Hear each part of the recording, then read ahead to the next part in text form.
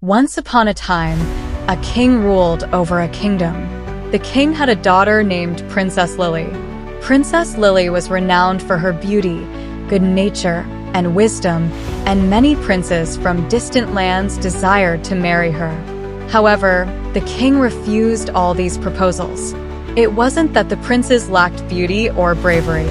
The king had only one reason for refusing these proposals. Princess Lily was his only daughter, and he loved her dearly. He didn't want his beloved daughter to marry a prince from a far-off land and be separated from him. The king had decided in his heart that he would marry her to a good young man from his own kingdom and build a palace for them next to his own, so they could live close to each other. To this end, he had already started the construction of the palace with the help of skilled architects. The king loved his queen very much. Although he was an excellent ruler in every other aspect, his insistence on not marrying his daughter to a prince from a distant land troubled everyone. The queen often tried to explain to him that daughters are meant to go to their own homes one day, but the king wouldn't listen. One day, while discussing this matter, the queen reminded the king of her own story. She was a princess from a land across 7 seas, but she had to leave her parents to marry the king. The king, smiling, responded, "If your father loved you as much as I love Princess Lily, he wouldn't have sent you so far away." Hearing this, the queen said with a pout, "Your Majesty, you know my father wouldn't even eat without me. If I was out of his sight for even a moment, he would become restless." The king realized his mistake and said, "Dear Queen, I apologize. I was just joking. In reality, all fathers love their daughters equally." The queen then gently said, "I think our daughter likes Prince Adrian from the land of Persia. Do you remember he visited our kingdom with his parents a few days ago? Though they were here for a short time, he and our daughter got along very well. His mother also asked for our daughter's hand in marriage, but you said you would think about it. I believe you should agree. Prince Adrian will make our daughter very happy." The king didn't respond to the queen but simply said, "Queen, you will soon hear good news about this matter." With that, the king left the room, leaving the queen wondering what he was planning. The king had a very wise and loyal minister who had a son named Charles. Charles was skilled in sword fighting, archery, and spear throwing, and he was so handsome that anyone who saw him couldn't take their eyes off him. Princess Lily and Charles had grown up together, and the king and queen loved him like their own son. This is why he received the same education and training in sword fighting as Princess Lily. They were very close and shared each other's joys and sorrows. One summer afternoon, after lunch, everyone was resting in their rooms. Suddenly, a maid came running to the queen, saying, "Your Majesty, please come quickly. The princess is not feeling well." Hearing this, the queen rushed to the princess's room and found her lying in bed with her eyes closed, as if she were in a deep sleep. The queen looked at the maid and said, "The princess is just sleeping. You said she is not well."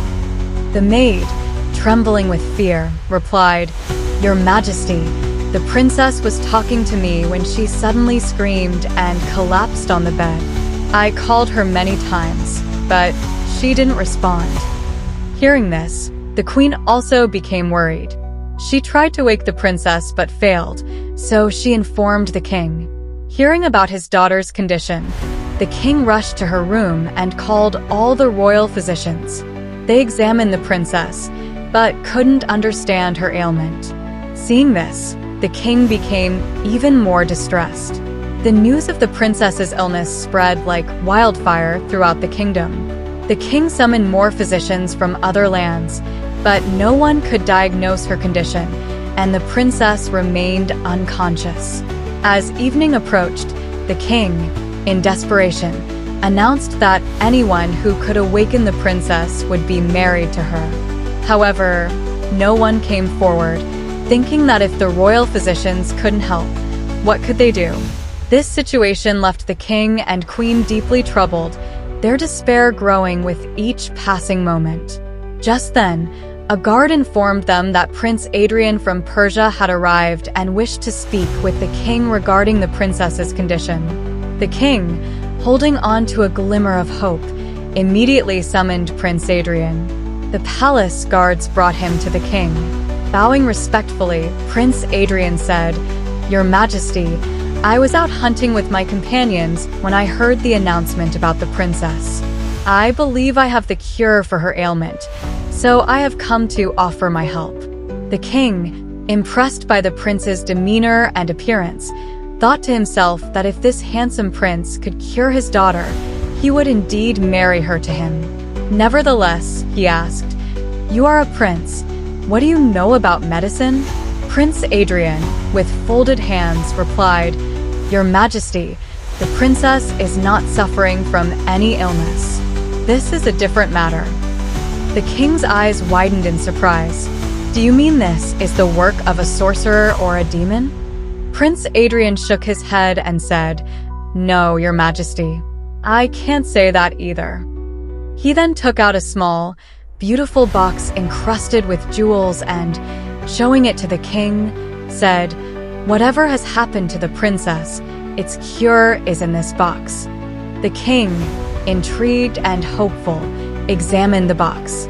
Prince Adrian's confidence gave the queen hope as well, and even Charles, who was listening intently, had a friendly smile on his face.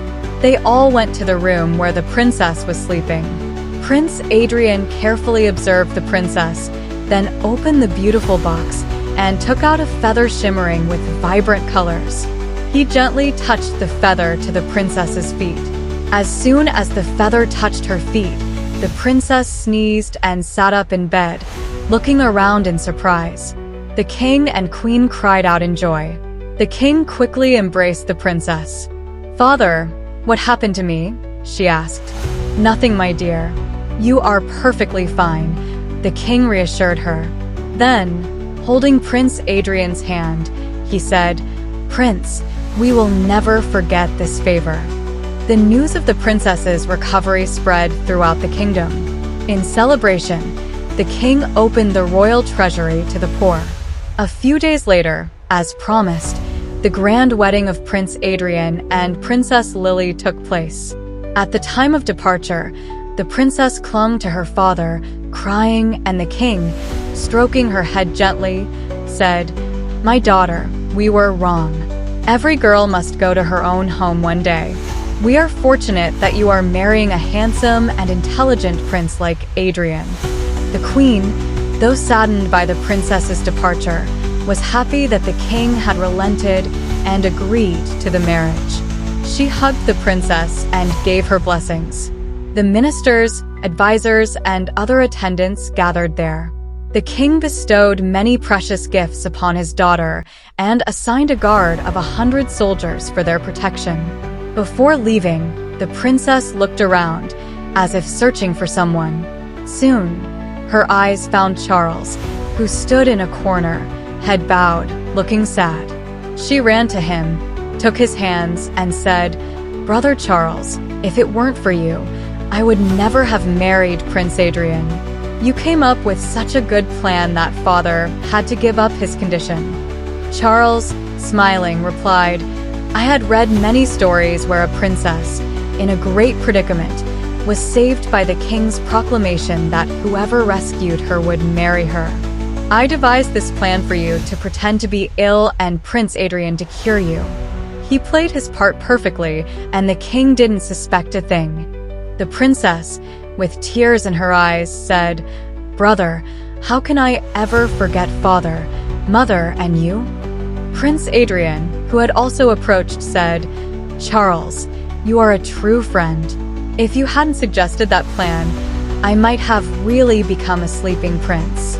I will never forget this favor." He then embraced Charles. Charles stroked the princess's head, and the procession set off, taking the princess to her new home.